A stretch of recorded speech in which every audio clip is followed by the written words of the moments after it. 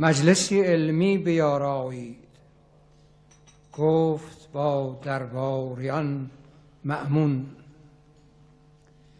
هرچه دانشمند از هر جا که بتوانید گرد آرید.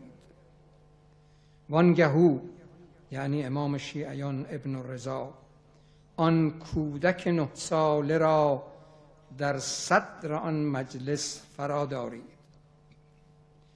پرسشی فقهی از او دانشوری پرسد که درماند.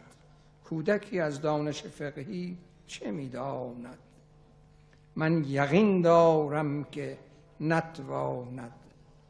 او میان جمع از پاسخ فرو ماند. مجلس از دانشوران پر بود. هر کسی بنشسته بود آنجا که او را نیک در خور بود.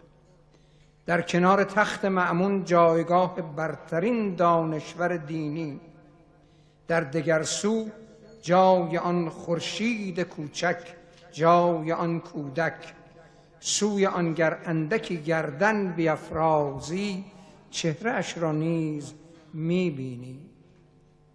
چهره رخشنده و روشن، در نگاهش موجی آرام است و پرژرفاست، گویی آن چشمان او دریاست. پرتو مهتابی و کمرنگ یک لبخند، در نگاه و در تبسم چشم و لب را می‌دهد پیوند.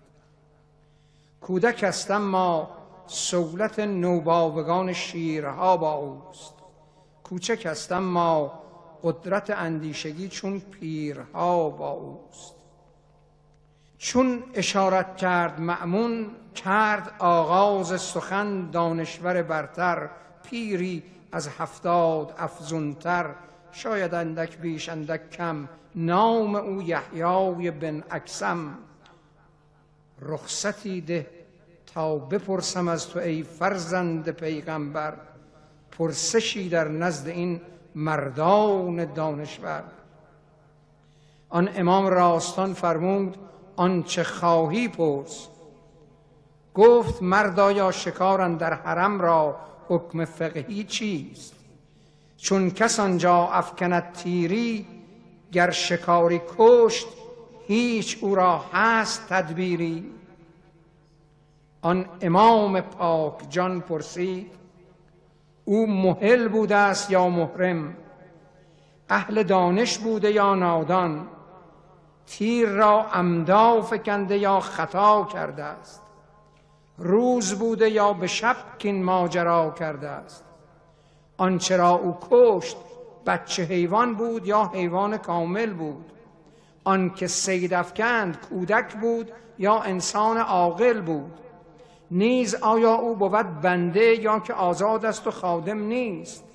او ز کار خود پشیمان است یا که نادم نیست؟ کار او صید است یا شکارش از سر شوق و تفنن بود؟